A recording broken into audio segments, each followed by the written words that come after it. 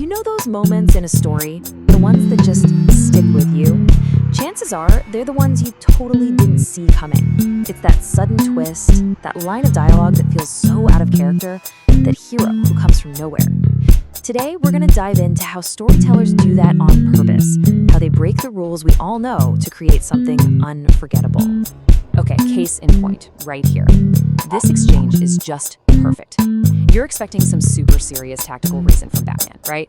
Or maybe just stony silence, but instead you get this perfect deadpan punchline. It's hilarious because it's so unexpected. It's a classic example of a writer messing with us. But, to break the rules, you gotta know the rules in the first place. And that's where we get to tropes. Tropes are basically the building blocks of stories. You know them, even if you don't know you know them. The brave hero, the wise old mentor, the big fight at the end. We get these patterns instantly. They're pretty much the rules of the game. So, what happens when a storyteller decides to just break those rules on purpose? What kind of magic do you get when you take a pattern we all know and just flip it upside down? Well, that's what we're here to find out. We're going to look at two super powerful ways they do this, and we'll start with a big one. Who's really in charge? All right, first up, subverting status and a personal favorite, the almighty janitor. So, the almighty janitor. The whole idea is that this character's power doesn't just exist in spite of their job. No, a lot of the time it's because of their job. Think about it. We're kind of programmed to just ignore the person sweeping the floor, right? And that's their superpower. I mean, the classic example, right? Casey Ryback in Under Siege. To all the bad guys, he's just the cook. But we, the audience, we're in on the secret. We know he's a former Navy SEAL. His job is the perfect cover. He's the only one who can save the day because, well, who pays attention to the cook? Or how about Audie from the game Control? This guy is the janitor in a government building where the laws of physics are, let's just say, optional. He seems to know everything. He can go anywhere, and he's operating on a whole other level than the people supposedly in charge. Is he a god? Something else? Who knows? But his power? It comes from everyone just thinking, oh, that's just the janitor. And it's not always for action or mystery. It can be totally played for laughs. Look at Dilbert.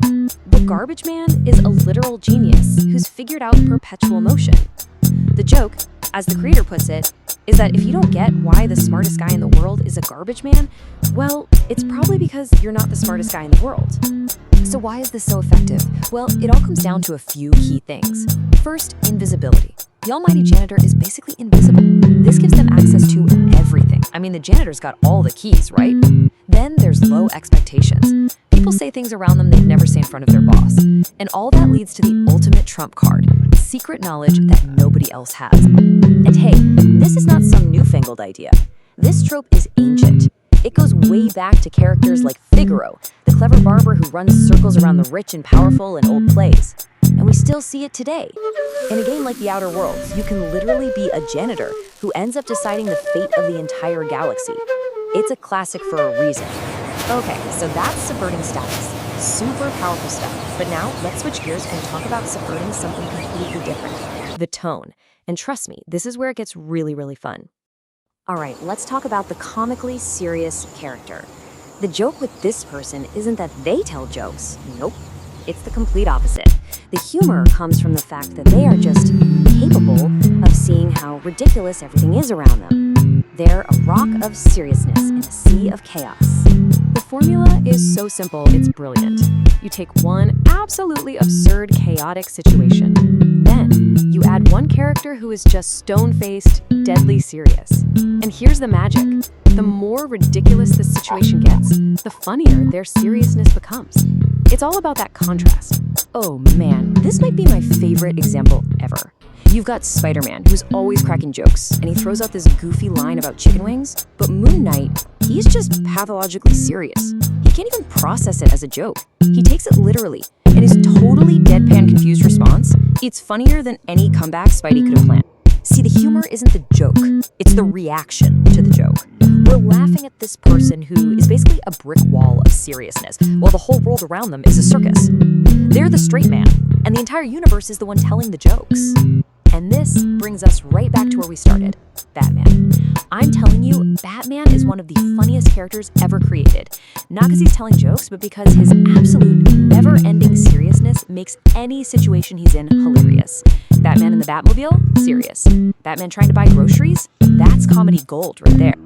And, sometimes writers just come right out and say it. In the parody series Dragon Ball Z Abridged, the character Tien just lays it all out.